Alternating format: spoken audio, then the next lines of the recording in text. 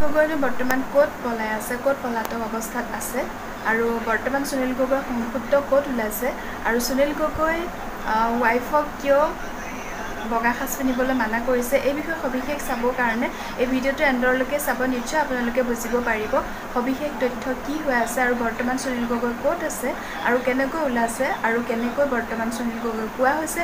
এই সবিশেষ জানিবৰ বাবে আপোনালোকে ভিডিঅ'টো এণ্ডলৈকে চাওক। প্লিজ আপোনালোকে এণ্ডলৈকে চাওক, নিশ্চয় বুজিব পাৰিব। আপোনালোকক জনাইছোঁ যে পুনৰবাৰ সুনীল গগৈ বৰ্তমান মৃত হোৱা নাই, তেওঁ জীৱিত হৈ আছে আৰু তেওঁ ৱাইফক বৰ্তমান বগা সাজ পিন্ধিবলৈ মানা কৰা হৈছে। আপোনালোকে ভিডিঅ'টো এণ্ডলৈকে চাওক, নিশ্চয় সবিশেষ তথ্য জানিব পাৰিব। তেনেহ'লে ব'লক আমি অলপ পলম নকৰাকৈ ভিডিঅ'টো মাজলৈ যাওঁ। আধা ঘণ্টামান হ'ব কিজানি ইমান সময় আছে আৰু ঘটনাটো এনেখিনি সুধিছে আৰু কৈছে যে এইটো বডিটো সুনীল গগৈ নহয়, জাহাংগীৰৰহে হয়, সেইটো কাৰণে আপুনি বিধৱা সাজ কিয় পিন্ধি আছে বুলি কৈছে। মই কৈছোঁ যিমান দিলেও আমাৰ নীতি নিয়মৰে আমাৰ বডি বুলি আমাক চঞ্জাই দিলে, আমি সেইমতে সকলো সমাজৰ কামখিনি কৰি আমি এই ড্ৰেছ পিন্ধি আছোঁ এতিয়া। তেনেকৈ কৈছোঁ। নহয় আপোনাৰ মানুহজন জীয়াই আছে বুলি কৈছে। মই বোলো জীয়াই আছে যদি বাইদেউ উলিয়াই আনক। তেওঁ কৈছে এজন মানুহ বিচাৰি পাবলৈতো টান, হেৰাই যোৱা মানুহ এজন, আমি যিমান পাৰোঁ চেষ্টা কৰি আছোঁ বুলি কৈছে। এতিয়া মোৰ কথা হ'ল কি, জীয়াই আছে যদি আমাক তেওঁলোকে যিমান দিনতে বিচাৰি উলিয়াওক, সেইটো আমাৰ লগত কথা নাই। কিন্তু যদি তেওঁলোকে জীয়াই আছে বুলি জানে, আমাক মাত্ৰ সঠিক উত্তৰটো দিব লাগে যে মানুহজন জীয়াই আছে, আমি তেতিয়াই সুখী হ'ম। মানে কিবা এটা উত্তৰ পাব লাগে। তেওঁলোকে মানুহজন যেতিয়াই উলিয়াওক, আমাৰ তাত ক'বলগীয়া নাই। কিন্তু আমাক সঠিকভাৱে আমাৰ দৃঢ় বিশ্বাসে আমাক ক'ব লাগে যে মানুহজন জীয়াই আছে, সেইটো কথা আমাক ক'ব লাগে। প্ৰমাণ লাগে মোক, সেইটোৱে।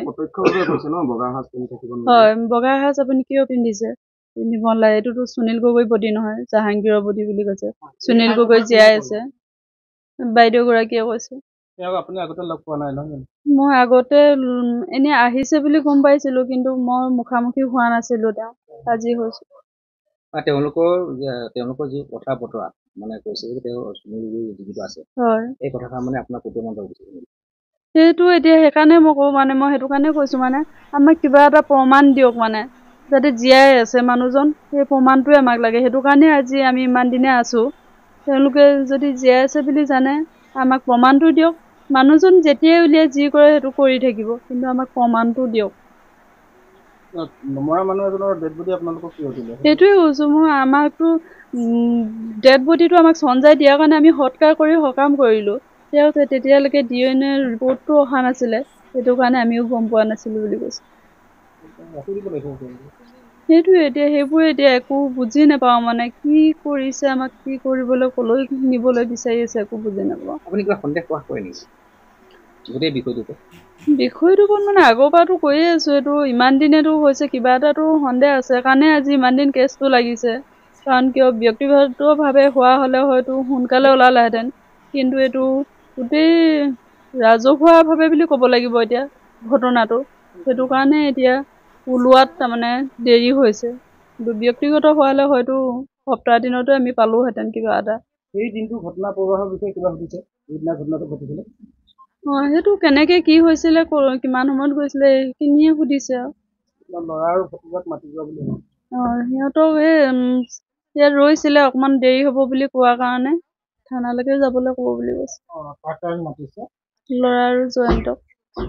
ভিডিঅ'টো শেষৰলৈকে চাই থকাৰ বাবে বহুত বহুত ধন্যবাদ। আপোনালোকক বহুত বহুত ধন্যবাদ। Thank you so' much.